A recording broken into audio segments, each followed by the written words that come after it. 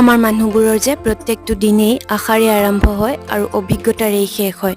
ৰাতিপুৱা শুই উঠাৰে পৰাই যেন আমি কি কৰোঁ কি নকৰোঁ, ক'ত যাওঁ ক'ত নাযাওঁ, কেনেকৈ কিবা এটা কাম কৰিলে ঘৰখনৰ ভাল হ'ব, আমি যেন এয়া ভাবিয়ে পাৰ কৰোঁ।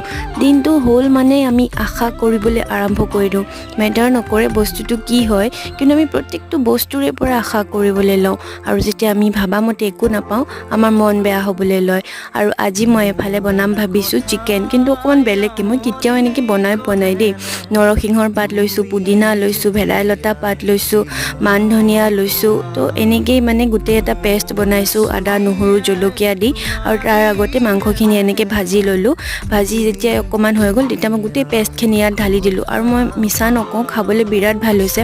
মই যদিও প্ৰথমবাৰ বনাইছোঁ কিন্তু ধুনীয়া হৈছে। আৰু মই একচুৱেলি ক'লা কেৰাহী ইউজ কৰি দিলোঁ, তো আপোনালোকে ইমান কালাৰটো ধৰিবই পৰা নাই চাগে, কিন্তু বিৰাট টেষ্টি হৈছে।